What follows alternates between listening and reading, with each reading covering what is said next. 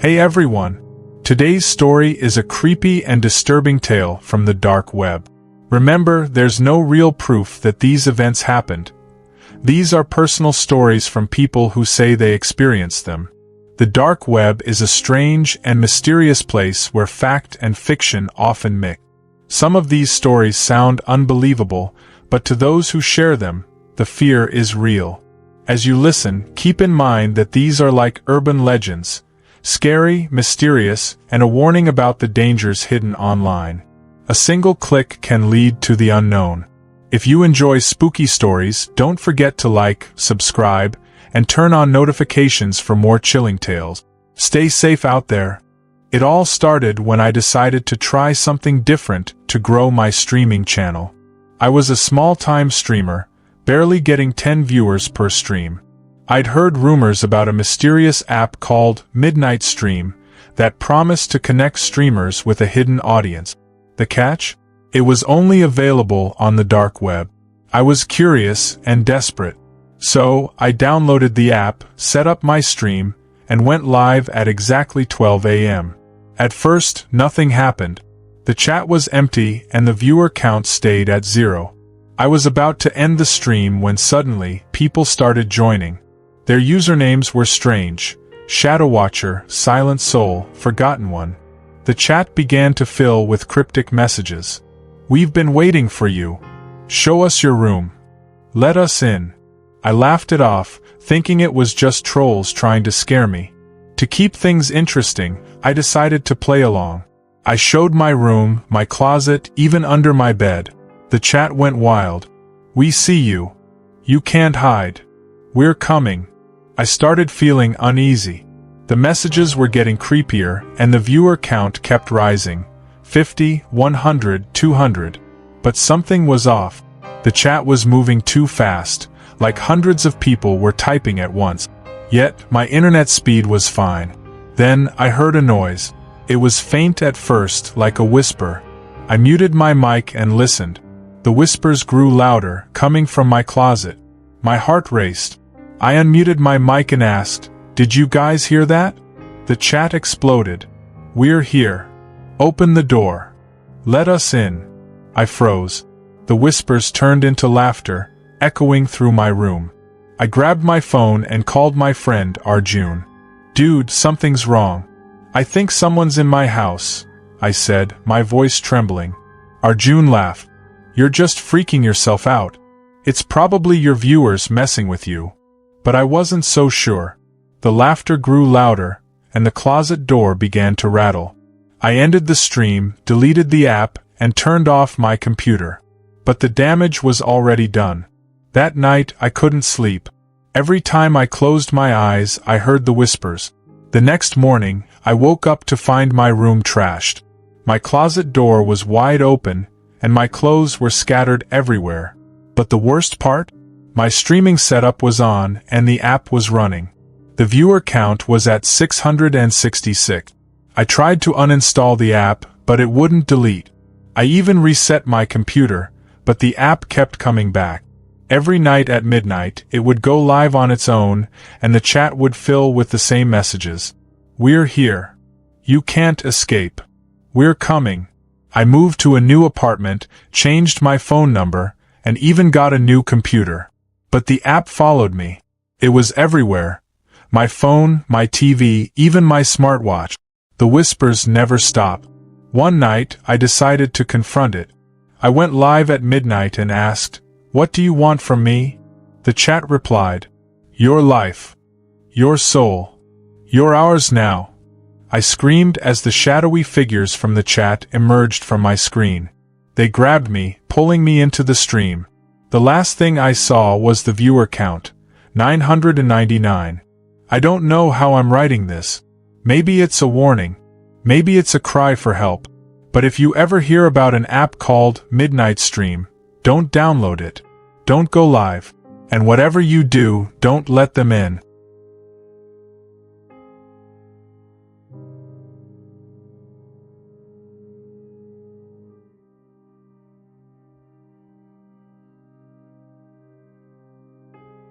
It all started on a boring Saturday night.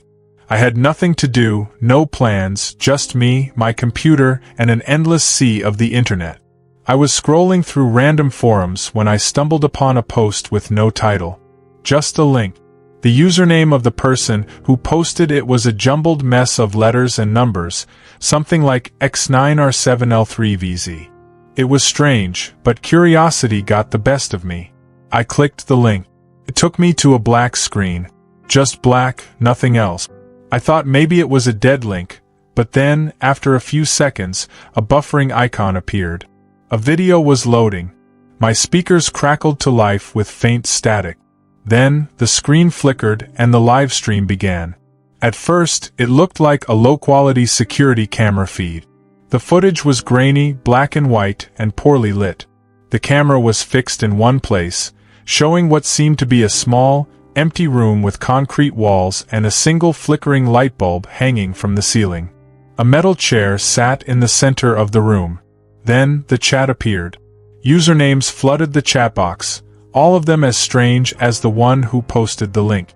Shadow_whisper, Watcher00, I see you always. The messages were even creepier. Asterisk, welcome, new viewer. Asterisk, you weren't supposed to find this. Asterisk, now we see you. Asterisk. I frowned. What the hell was this? Some kind of elaborate prank? A horror ARG? I hesitated, but my fingers hovered over the keyboard. I typed, asterisk, what is this? Asterisk. Instantly a reply appeared. Asterisk, the beginning. Asterisk. Before I could react, movement caught my eye. A door in the live stream slowly creaked open, and a figure stepped inside. A person. No, something that looked like a person. Their face was covered in a white cloth, like a crude mask, with two dark holes where the eyes should be. They stood there, motionless, facing the camera. The chat exploded. Asterisk, it sees you. Asterisk. Asterisk, don't move. Asterisk. Asterisk, it knows now. Asterisk. A chill ran down my spine. I wasn't even sure why, but something about this felt real. Too real. I reached for my mouse to close the window, but my cursor wouldn't move. The screen glitched. Then, the camera angle changed. The live stream was now showing me. Not a recording. Not an old picture. A live feed of my room. I froze. My stomach dropped. The angle, it was from my own webcam. But that was impossible. My webcam light wasn't on. I hadn't given any site permission to access it. My hands trembled as I yanked the USB cord, disconnecting the webcam. The screen flickered again. The live stream changed back to the empty room. But the figure in the mask was gone. The chat continued. Asterisk, that won't save you. Asterisk. Asterisk, we're already here. Asterisk. Asterisk, check your closet. Asterisk. My breath caught in my throat. Slowly, I turned my head towards my closet door. It was closed, but something about it felt wrong. The air was heavier. The silence was deeper. I stood up, heart pounding. My hands felt numb. I reached for the closet handle, hesitated, then yanked it open. Nothing. Just my clothes, my shoes, the usual mess. I let out a shaky breath, laughing nervously at myself. I'm being paranoid, I muttered. Then my computer made a ding. A new message in the chat. Asterisk, look again. Asterisk. My blood ran cold. Slowly, I turned my gaze back to the closet. My eyes scanned the darkness between the hanging clothes. A face stared back at me. White cloth. Black holes for eyes. Motionless. I screamed, stumbled backward, and fell to the floor. My vision blurred with panic, my mind racing for an escape. I scrambled up and ran for the door, but my lights flickered violently. The room went black. My ears rang with static, the same static from the livestream. Then, silence. When the lights came back on, the closet was empty. I didn't sleep that night.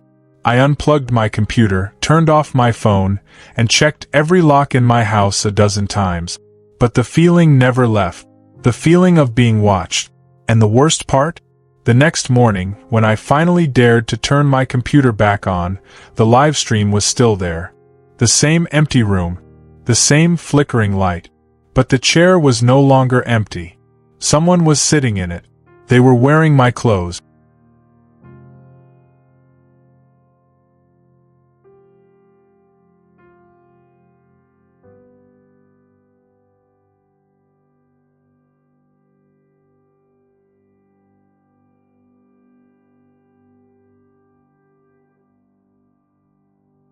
It all started as a joke.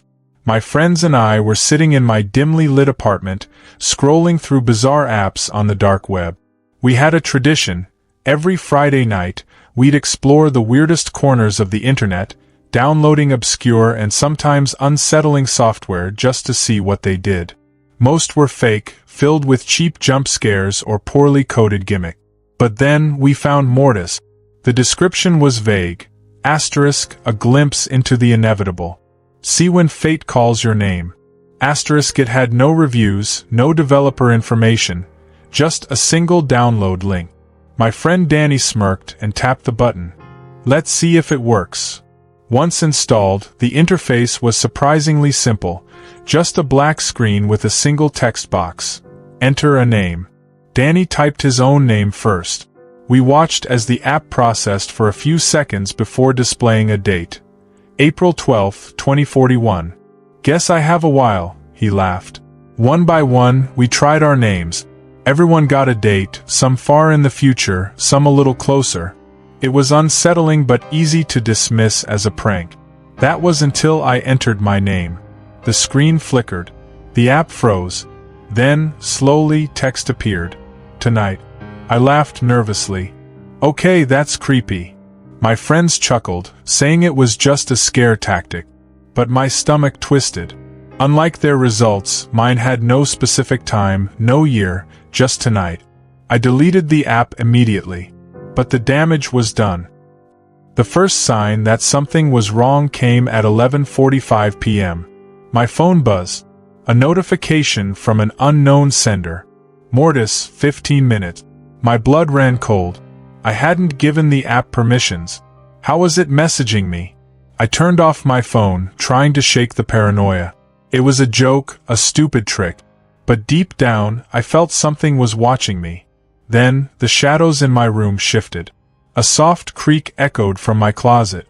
My breath caught in my throat. Danny, I whispered, half expecting my friends to still be messing with me. But there was only silence. Then, another notification, 10 minutes. I threw my phone across the room and ran to the door, but the knob wouldn't turn. My heart pounded as I yanked at it desperately. 7 minutes. The lights flickered. My computer screen turned on by itself. The Mortis app reappeared, its interface glitching, showing my name over and over again in distorted text. And then I heard breathing. Not mine. Right behind me.